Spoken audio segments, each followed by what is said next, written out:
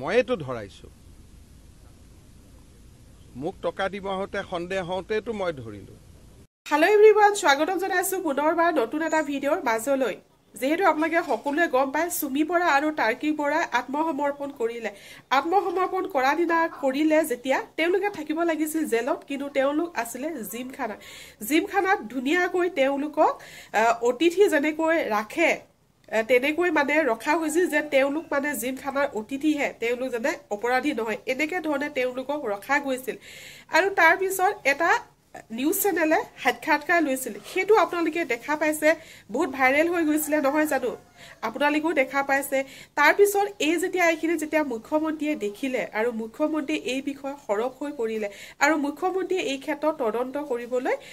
আৰক্ষীসকলক অনুৰোধ জনাইছে যে কিয় জিমখানা ৰাখিলে কি কাৰণে জিমখানা ৰাখিলে কোনে ৰাখিবলৈ অৰ্ডাৰ দিছে এই সকলোখিনি তদন্ত কৰিব দিছে ইয়াৰ উপৰিও মুখ্যমন্ত্ৰীয়ে এটা কথা স্বীকাৰ কৰে যে মুখ্যমন্ত্ৰী 1 কোটি টকা দিবলৈ আহিছিল এই ট্ৰেডৰ লগত জড়িত কেলেংকাৰীৰ লগত জড়িত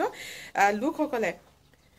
সো বিশ্বাস হোৱা নাই আপোনালোকৰ এই ভিডিঅটো মই লৈ আনিছো আপোনালোকৰ মাজলৈ ভিডিঅটো চালে আপোনালোকৰ বিশ্বাস হৈ যাব আৰু তেন্তে আহক পলম নকৰো ভিডিঅটো মাজলৈ আগবাঢ়ো ডিং কেলেংকাৰীটো কোনে ধৰিছে মইতো ধৰাইছো মোক টকা দিব হতে সন্দেহ হওঁতেতো মই ধৰিলো কিন্তু গোটেইটো কেলেংকাৰীটো মইহে ধৰিলো বেলেগেতো ধৰা নাছিলে গতিকে এটা ধৰা মানুহজনকে আক্ৰমণ কৰিলে তাৰ মানে কি অপৰাধীক আমি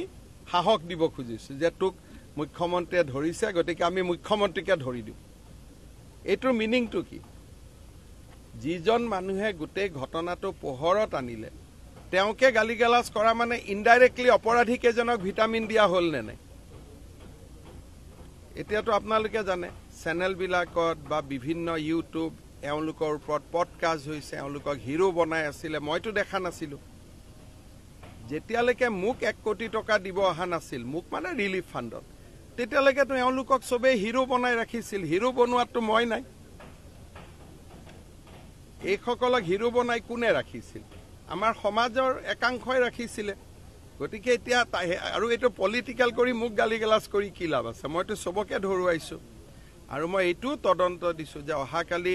কেনেকে অপৰাধী কেজনক জিমখানালৈকে লৈ যোৱা হৈছিল মই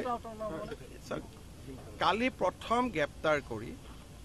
আমাৰ এটা পুলিচৰ ফোৰ্সে তেওঁলোকক জিমখানাত লৈ গৈছে লৈ গৈ এটা চেনেলক সাক্ষাৎকাৰ ল'ব দিছে পুলিচ আৰু সাংবাদিকৰ সম্পৰ্কটো এটো চিন্তনীয় তেওঁলোকক আমি এৰেষ্ট কৰিছো পুনে পুনে লৈ যাব লাগে থানাত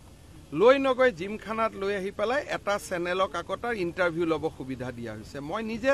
7:30 বজাত ইন্টাৰভিউ চাই আছো তেতিয়া মই ডিজিপিক ফোন কৰিলো আৰে মই ইন্টাৰভিউ চাই আছো মানুহ থাকিব লাগে লকাপত ইয়াত ইন্টাৰভিউ হৈ আছে কেছটোৰ পিছত মইহে লাগি আছো মই মুম্বাইত আছিলো ৰাতিপুৱা মই সাডেনলি টিভি চাওঁতে দেখিলো যে ইটো জেলত থাকিব লাগে ই কেনেকে ইন্টাৰভিউ দি আছে তেতিয়া মই ফোন কৰি হুলস্থুল লগালো গতিকে মইতো ইয়াৰ পিছতে লাগি আছো আৰু আজি আমি কেবিনেটত সাহসী সিদ্ধান্তটো লম ইয়াৰ ওপৰত হেবিলাকত কোনো ইস্যু নাই কিন্তু ঘটনাটো হল যে মই ইমানখিনিলৈকেও মই এটো সন্তুষ্ট নহয় যে তেওঁক গ্ৰেপ্তাৰ কৰি তেওঁলোকক ডাইৰেক্টলি থানাত লৈ যাব লাগিছিল এবাৰ জিমখানাত লৈ আহি এটা চেনেলক সাক্ষাৎ কৰাৰ সুবিধা এতিয়া গোটেই কথাবিলাকৰ মাজত আপোনালোকে কবাত সোমাই আছে কোনবা ইউটিউব কোনবা চেনেল ঝামেলাটো আপোনালোকৰ পৰাই আহেগৈ ঝামেলাটো মোৰ পাটো নাহে